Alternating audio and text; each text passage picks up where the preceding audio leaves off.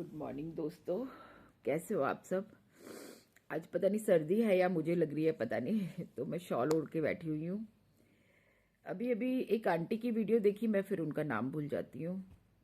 एक तो मैं नीता त्यागी, अब तो मैंने उनका नाम देख लिया, उनकी वीडियो देखती हूँ।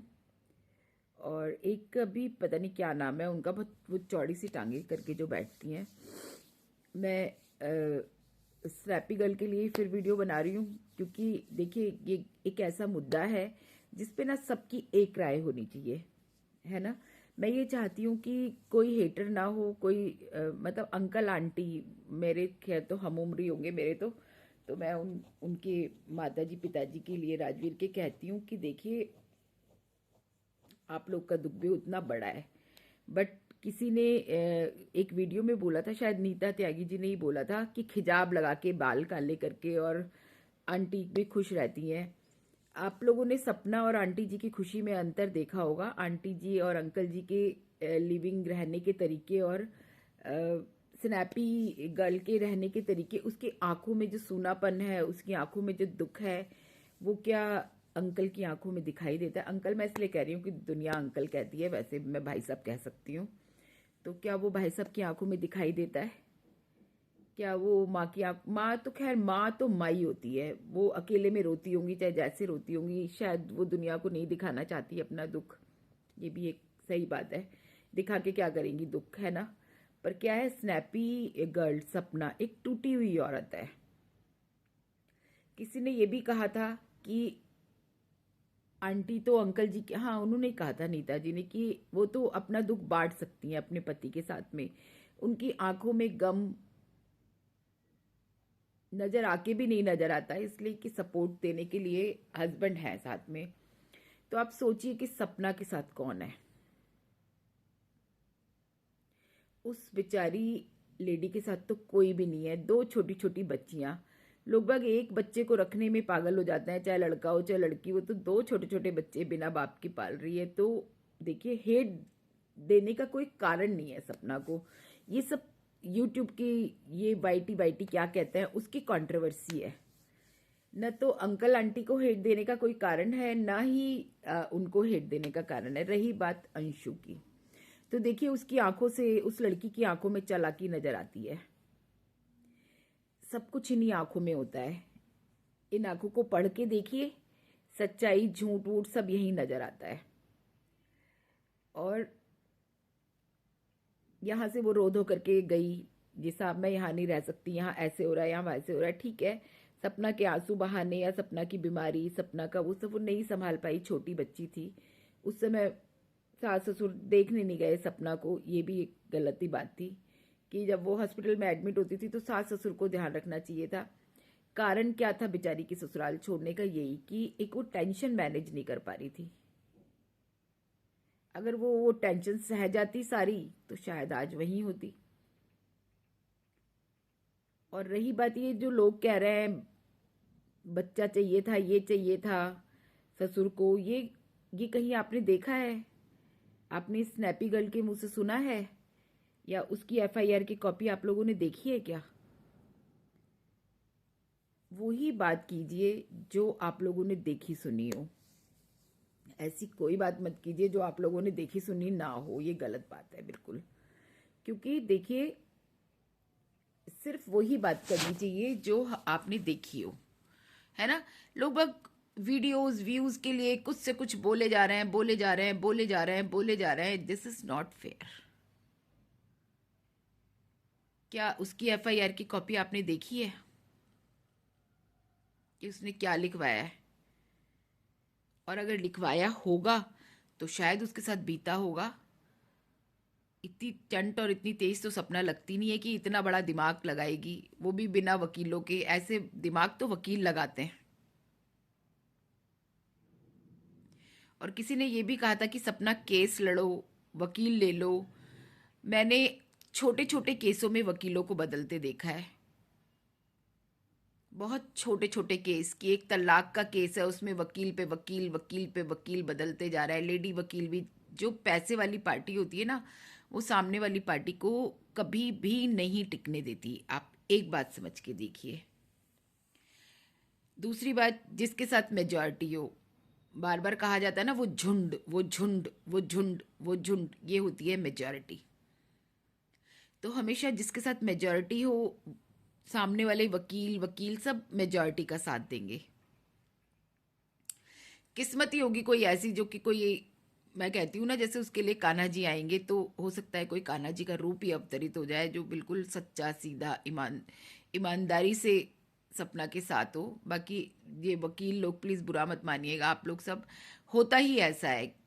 ना चाहते हुए भी आप लोगों के, ना चाहते हुए भी आप लोगों को जब ये डर हो जाता है कि ये मेजॉरिटी वाला मामला है, हमारा केस डाउन जा रहा है, तो ये आपके प्रोफेशन में ही लिखा हुआ है। तो प्लीज़ जो भी वकील हो वो बुरा मत मानिएगा।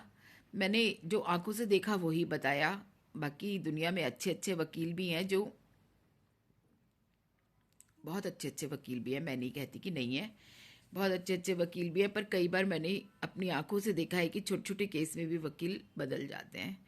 तो बहुत एक एक लॉयल वकील देखो। अगर तुम्हें केस लड़ना है तो एक दो लीगल एडवाइज़र बहुत अच्छे, जो तुम्हारा, जैसे अभी एक औरत ने फ़ोन करके धमकी दी ना, कुछ इस तरह के जो कि बेधड़क हों और तुमसे बिल्कुल तुम्हारा सच्चे मायने में सपोर्ट करें, हालांकि उसकी गलत बात है जिसने भी धमकी दी मगर ये प्यार। आंटी आप भी नाराज मत होइए, आंटी या जो भी आप मेरी बहन लगती हो, कुछ भी लगती हो, मैं आपका नाम प्लीज़ भूल गई हूँ, तो आप भी नाराज मत होइए, ये अपने प्यार की बात है। कभी आप उनके सास ससुर की सपोर्टर है, ठीक है, आप उनकी एज के सम, मैं भी उन्हीं की एज की समकक्ष छोटी नहीं हूँ, तो मुझे भी उनके साथ एक हमदर्दी है। बट आप एक बात नोट कीजिए, उनके जीवन के रहने के में और स्नैपी गर्ल के रहने में कितना अंतर है। वो बेचारी घर ले लिया, फर्नीचर भर लिया, बच्चे उसके पास हैं, फिर भी उसकी आंखों में जो अधूरापन है, उसके जो आंसू हैं, वो देखिए, वो नौटंकी नहीं है। तो बहन जी मेरी आपसे रिक्वेस्ट कि जितना आप उसके मम्मी पापा के लिए दर्द रखती हैं, उतना ही उस बच्ची के लिए दर्द रखिए। और मैंने पहले भी वीडियो में बोला था कि अगर साथ रहना चाहते हो तो प्लीज़ सपना को आके ले जाइए। आप लेने आएंगी तो वो ज़रूर जाएगी। देखिए, बेटी होती तो बिना बुलाए भी चली जाती, पर वो बहू है, तो आप लेने जाएंगे तो वो आपके घर चली जाएगी। अगला पिछला सब कुछ भूल जाइए और ले जाइए अपनी बहू को, अपने बच्चों को अपने घर। तो कुछ वो जो बहन जी हैं, मैं उनको ये कहना चाहूँगी कि आप अपनी अगली वीडियो बनाएं तो यही कहें मम्मी पापा से कि बच्चे को घर ले जाएं, सुखपूर्वक रहे, आप भी वो भी, आप लोग भी बेचैन, वो भी बेचैन। तो इस बेचैनी का अंत कीजिए और बिटिया को घर ले जाइए, बिटिया बना के रखिए। कोई अच्छा सा कान्हा जी जैसा रूप स्वरूप आपको बेटा मिले तो उसकी शादी उससे कर दीजिए, उसको मना के, जैसे आप लोगों ने राजवीर के लिए मनाया, ऐसे ही उसे मनाइए कि बेटे बहुत लंबी ज़िंदगी है, अकेले सरवाइव करना बहुत मुश्किल है। जिस औरत के सर का ताज नहीं होता वो तो बुढ़ी बुढ़ी औरतों को लोग परेशान कर देते हैं, तो आप तो भी बहुत यंग है। मैं कहती हूँ कईयों, जिसके आदमी विकलांग भी हो जाते हैं ना, एक्सीडेंट में किसी का कोई नुकसान हो जाता है, कुछ हो जाता है, तो उसका बैठा हुआ पति ही उसके लिए बहुत होता है। ये समाज है, ये जीने नहीं देता। तो बहुत ज़्यादा वीडियो को मैं भी लंबा नहीं करना चाहती, बस ये थोड़े बहुत व्लॉग देखती हूँ तो मैं भी सोचती हूँ कि दो बातें कह सकूँ अच्छी, समझाने वाली और समझने वाली। देखिए, सबके अपने अपने सपोर्ट है, मगर हेट मत दीजिए। हेट देने से मिलेगा क्या? नफरत बांटने से क्या मिलेगा? एक गाना हाथी मेरे साथी का, नफरत की दुनिया को छोड़ के प्यार की दुनिया में खुश रहना मेरे यार। तो इन गानों पे अमल कीजिए और नफरत फैलाने से समाज में कुछ भी नहीं मिलेगा। स्नैपी गर्ल को भी आप सपोर्ट कीजिए, माँ बाप को भी सपोर्ट कीजिए।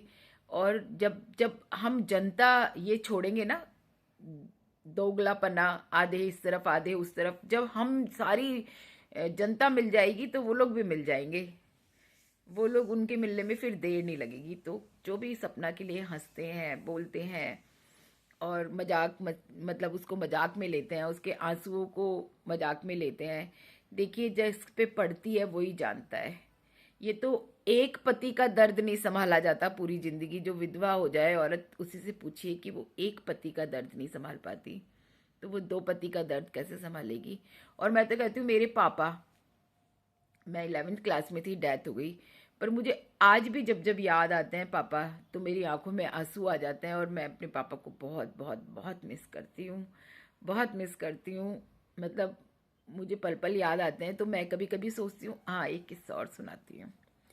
एक बार मैं अपने पीहर गई जयपुर, तो मैं अलमारी की सफाई, ये पति शब्द के लिए है ना, तो मैं अलमारी सिंगवारी थी, तो मुझे कुछ लेटर्स मिले फोटो में रखे हुए। वो लेटर पापा ने कभी मम्मी को लिखे होंगे शादी के बाद, जैसे मेरी मम्मी पीहर गई या मम्मी पापा दूर रहे होंगे, पापा कहीं, मम्मी गांव में रहती थी, पापा नैनी रहते थे, तो वहां से लिखे हुए वो लेटर थे। और मैं उन लेटर को पढ़ लिया मैंने, उसके बाद मैं फूट फूट के रोई कि मेरी मम्मी मेरे पापा को कैसे भूली होगी। मतलब नामुमकिन है प्यार भूलना। बहुत से हस्बैंड वाइफ हैं जिनमें प्यार नहीं होता, सेक्रीफाइस करके रहते हैं, वो बात अलग है, मगर जिनमें प्यार होता है वो वो उस चीज को नहीं भूल पाते, कभी भी नहीं भूल पाते। तो मैं इतना फूट फूट के रोई कि मेरी मम्मी ने कैसे मेरे पापा को भूली होगी। और जब मैं याद करती हूँ अभी तक, तो मेरी मम्मी मम्मी को कैसा लगता होगा कि मतलब आज हम बुढ़ापे की और कदम रख रहे हैं, तो हस्बैंड का ये पूछना, दवाई खा ली। जवानी में सब अपने अपने कामों में बिजी रहे, इतना होश नहीं लिया, ना मौका मिला। तुम अपनी ज़िंदगी में भागे, हम अपनी ज़िंदगी में बच्चों को पालने में भागे फिर रहे थे। पर आज की डेट में घर आना, थोड़ा टाइम होता है ये पूछने का, कमर में दर्द हो रहा है, क्यों हो रहा है, किस लिए हो रहा है, तूने दवाई खा ली, तूने दवाई खा ली, तो एक मेंटल सपोर्ट होता है। तो सोचिए, उसके पास तो जवानी में नहीं है वो सपोर्ट। आज आंटी जी अपने दुख को भुला पा रही हैं सिर्फ अंकल की वजह से। आंटी जी नहीं कहूंगी, बहन जी कहूंगी, कि बहन जी अपने दुख को कम कर पा रही हैं सिर्फ अंकल की वजह से। ठीक है, अंशु को उन्होंने बचपन से पाला है, वो रह रही है वहां पर वो बच्ची की आंखों में बहुत शरारत है, चंट है वो बच्ची, वो दिल से प्यार नहीं करती, कहीं से कहीं तक नजर नहीं आता। देखिए, मैं अंकल आंटी जी के लिए कह रही हूँ कि आंटी जी के दुख को तो, माँ के दुख को तो कोई भी कम नहीं कर सकता, ना मैं, ना आप, ना कोई भी नहीं कम कर सकता। वो तो शायद अकेले में आंसू बहाती होंगी, जाने कब कब कितने आंसू दिन में बहाती होंगी ना, उनका कोई गिनती नहीं होगी, चाहे वो सोशल मीडिया पे दिखाएं या ना दिखाएं, मगर वो रोती होंगी जरूर। और उनका भाई साहब का वो बताया ही कि खिजाब लगा के, शायद उनकी मजबूरी होगी, स्कूल जाते हैं, पढ़ाते हैं, मगर जिनके दो दो बच्चे मर जाए ना, वो तो बेसुध हो जाते हैं। मैं बताऊं, वो लोग ये बाल रंगना मंगना सब भूल जाते हैं। बस जिंदगी जीते हैं, जीने के लिए खाते हैं, जीने के लिए इतना ही करते हैं। दुख ऐसी चीज है, मैं भी 2 साल सरवाइव किया। मैं आपको ये बताऊं, दुख पड़ा तो मैंने खाना पीना मेरा सब छूट गया। अब जाकर के मैंने खाना पीना शुरू किया है, मैं खाती पीती हूँ। जब मेरे को ये लग गया कि हाँ भाई, जो दुख मेरे को था वो अब थोड़ा कम है, या मैं कहूँ मुझे बाबा ने शक्ति दी उसको भूलने की। धीरे धीरे तेरे प्यार की दौलत मिली हमको तो जीना रास आया। जब से बाबा के पास जाना शुरू किया, तो समझिए उनके प्यार की दौलत मिली और मुझे जीना रास आया। और धीरे धीरे ऐसा रास आया कि रास ही आने लग गया। और अब मैंने थोड़े दिनों पहले से, 1.5 महीने पहले से खाना पीना शुरू किया, नहीं तो मैं कुछ नहीं खाती थी दिन भर में। दुख जो पड़ा वो मैं कभी आगे बताऊंगी कि क्या दुख था। वो भी देखो, इंसान जो चला जाता है वो तो चला ही जाता है, पर जीते जी आप जो दुख देखते हैं ना, वो बहुत बड़ा दुख होता है। तो मरने का दुख और जीते जी देखने का दुख एक जैसे ही है। तो मेरा खाना पीना, अभी भी देखिए मेरे सब होठ सूखे हुए हैं, और मेरे को बार बार बहुत प्यास लगती रहती है, शुगर बढ़ जाती है, सोचती साचती हूँ तो कुछ भी। और तबीयत कल खराब थी, शाम को मुझे ज़रूरी जाना था, मैं गई। मैंने मेरे पतिदेव को बोला कि क्या चाहते हो, कहने लगे चल वहाँ जाकर के तू सबसे मिलेगी, अच्छा लगेगा। और वही होता है कि मैं जाती हूँ, सबसे मिलती हूँ, तो मैं अपना दर्द भूल जाती हूँ, मुझे फिर एहसास नहीं होता कि मैं बीमार हूँ। खाया पिया भी, क्योंकि मुझे भूख लग रही है इन दिनों, तो मैंने ठीक से खाया पिया, एंजॉय की शादी। और शादी रिसेप्शन था, और अभी भी बहुत सारे प्रोग्राम्स हैं, देखती हूँ उनमें कितनी शिरकत कर पाऊँगी। कोशिश करूँगी कि हर जगह जाऊँ, थोड़ा खाऊँ पीऊँ, मैं भी देखूँ ज़िंदगी। 2 साल से मैंने छोड़ रखी थी ज़िंदगी, मुझे पता नहीं था, बस कीर्तनों में चली जाती थी या कीर्तन कर लेती थी, इट्टी किट्टी पिट्टी कुछ नहीं करती थी। अभी कुछ 2-3 महीनों से ही शुरुआत हुई है। तो ज़िंदगी जीते हैं सब। मेरे साथ तो पूरा परिवार है, मेरी लविंग फैमिली, पति हैं, बच्चे हैं, सब हैं। तो अंकल अंकल आंटी बोल रही हूँ, भाई साहब, बहन जी, और वो जो बहन जी सास ससुर को सपोर्ट करती हैं, बहुत अच्छी बात है, आप सपोर्ट करती हैं। आप जान सकती हैं ओल्ड एज का दुख क्या होता है, और बच्चों का दुख क्या होता है वो भी जान सकती हैं। पर आप ये भी समझने की कोशिश कीजिए कि एक मज़लूम औरत अकेली कैसे रह रही है 2 बच्चों को लेकर के। दुनिया भर के लोगों की आंखें उस पे होंगी, तो आप उस बच्ची के लिए भी 2 शब्द प्यारे प्यारे से कहा कीजिए। और आप सबसे मैं तो कहती हूँ कि जब हम सब एक हो जाएंगे तो वो भी एक हो जाएंगे, प्यार से सब रहेंगे। प्यार ही दुनिया का मूल मंत्र है, प्रेम ही दुनिया का मूल मंत्र है, जिंदगी जीने का मूल मंत्र है। प्रेम से, प्रेम के आगे कुछ भी नहीं है, चाहे तो प्रेम वो माँ बाप का हो, चाहे वो प्रेम भाई बहन का हो, चाहे वो प्रेम कोई भी रिश्ता हो, मगर जहाँ प्रेम है वहाँ सब कुछ है। और ये मेरा पसंदीदा टॉपिक है। किसी दिन मैं अपनी शायरियाँ आप लोगों के सामने पेश करूँगी, जो मैं खुद बनाती हूँ। मैं कहीं लिखती लिखती नहीं हूँ, कहीं मेरे पास थोड़ी बहुत पढ़ी होंगी तो वो, नहीं तो खुद आपको बना के सुनाऊंगी। कि प्रेम मेरा पसंदीदा टॉपिक है और मैं बचपन से लिखती हुई आई हूँ। मैं 9th क्लास से मैंने लिखना शुरू किया था, बीच में छूट गया था बच्चों को पालने पोसने के चक्कर में। बस बच्चों के लिए लिख देती थी, कभी माँ पे पोएम लिख दी, कभी जो स्कूल से आते थे प्रोजेक्ट वो पूरे करती थी।